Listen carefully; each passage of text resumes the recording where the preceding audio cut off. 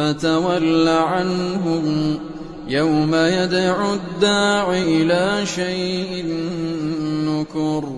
خش عن أبصارهم يخرجون من الأجداث كأنهم جراد منتشر مهطعين إلى الداع